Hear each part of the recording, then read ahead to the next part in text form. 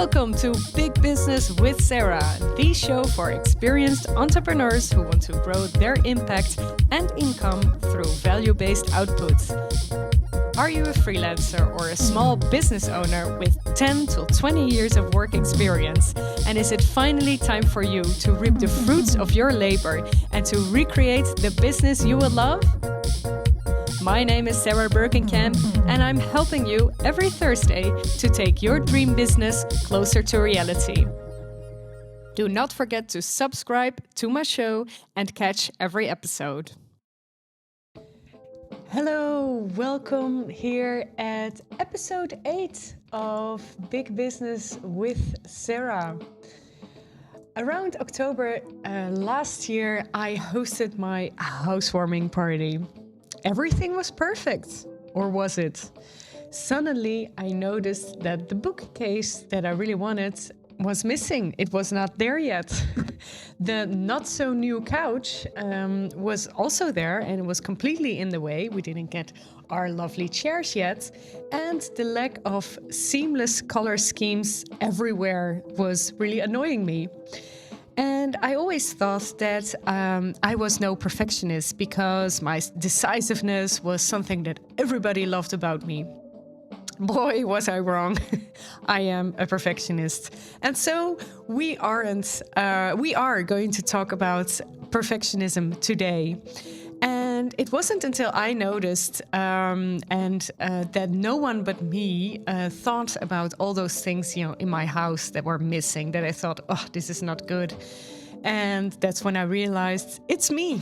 I want it to be perfect. And spoiler alert, I've never been happier and more comfortable in my home by accepting this and imperfections and all. And actually, if you're watching this on YouTube, you are seeing my new bookcase here right behind me in the color I want. So you think the problem is I should do this and that before I start with launching a course, with offering new services. But the actual problem is you just have to start, and you can always work on it along the way. It's fine. It doesn't have to be perfect right before you start. And I also wanted to share something that I'm thinking about Dwight Schrute in The Office US. And I just recently saw an episode about him talking about Perfectionism. And this is, it made me really giggle. And it means when, in his opinion, it means that everything comes together and what you kind of made up in your head about it. So, all right, so everything is going really perfect now. And you know that feeling that you're thinking, oh, wow, I'm really on a cool, good wave. So that was Perfectionism, and I just wanted to remind you all. So we're all guilty of wanting to be perfect, right? But guess what? You will never be, or at least you won't be to everyone. But you can get pretty close. And the first thing you need to do is to look at you and your past. Because perfectionism is not always a bad thing, I believe. It probably has definitely helped you in the past at some point. And I was wondering if you can recall such an event. And also, unfortunately, that one time has probably been trumped by many other events where perfectionism has blocked you. And there's no need to be ashamed and take those failed attempts to be perfect and let them teach you a lesson. So I want you to write down in which events perfectionism has helped you or blocked you. And if you're watching this on YouTube, you notice there's a new background, and this is also my perfectionism. So I wanted it, I have wanted to create more space and a very nice visible outlook for you watching me on YouTube, looking at my great bookcase. And this also has something to do with my perfectionism. It took me, I think, half an hour to make this setup, whilst actually normally I would just do it, behind my desk. And actually currently there are people working outside, making a lot of noise. I hope you're not hearing it. but we will only know once this recording is finished. I'm looking at my producer right now. And we won't know until then. So, and else we have to record it another time, even though we don't have a lot of time, but it's fine. Another tip I want to give you. So I've asked you to look at your past. When has perfectionism helped you? When has it stopped you? So when you're working with clients, the second tip I'm going to give you is that you need to talk about boundaries and discuss them upfront. Your time and energy are your most valuable currency, and you can't spread it around like fairy dust. It's limited. And I want you to be conscious about the feedback rounds that you give to your clients. So, for instance, when you're a copywriter, you're saying, okay, you have one chance to look at my texts and the copy that I'm giving you, and without extra invoicing. Because if they think it's not good, or maybe they change their mind midway, you can actually say, okay, I'm sorry, this is not really my fault. This is costing me more time, so I'm going to invoice you something extra. So your customer and your client experience should be really on point, but your own well-being really needs to come first. To me, this has also been quite a challenge for the past few weeks, launching this podcast, launching my huge, big business course.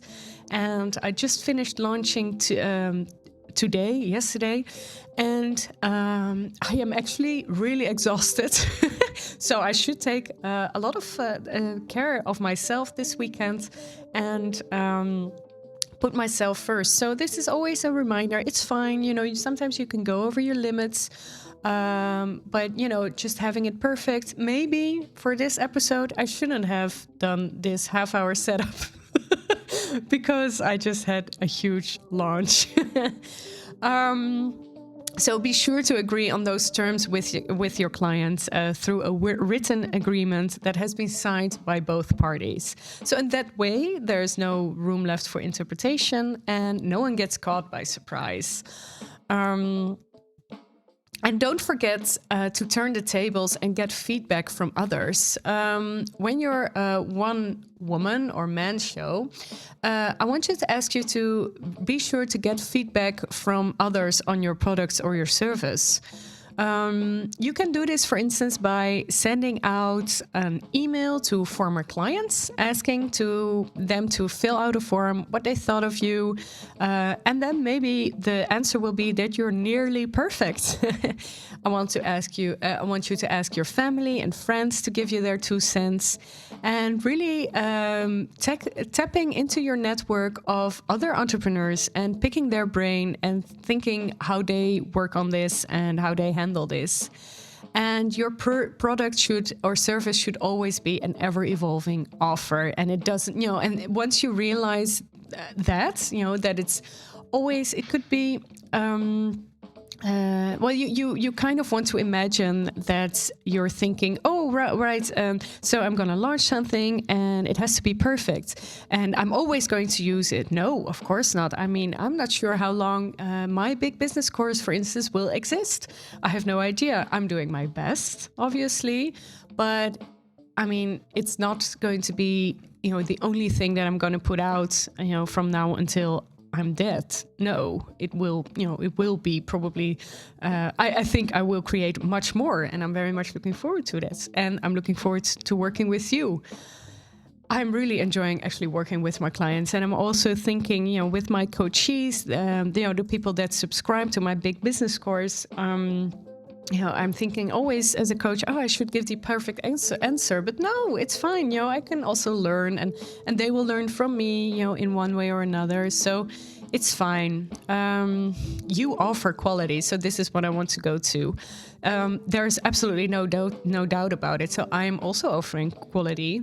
And that really doesn't mean that everything has to be perfect, that you're doing right at that moment. So first of all, unfortunately, no one can be good at everything, right? We have certain personalities. I am, for instance, a very red personality. I am not blue at all. So, for instance, really, checking everything, double checking everything. I'm forcing myself to do it, but I'm not very good at it. I want to really make up new ideas, really, have a strong presence. I love, talking like this. So, those are things that I love to do. I love to be out there. So the proverb jack of all trades or master of none definitely applies here. So you are excellent in your own niche, and maybe in your niche you're excellent at something. And you are really the captain of industry. You've listened to that in episode 6. If you haven't yet, please do go back to that episode to learn more. So that also means that there are some areas in life and business that are not your zone of genius or what you are actually really good at. And that's totally fine. All you need to do is excel in your expertise and let the perfectionism on anything else go. Easy peasy, right?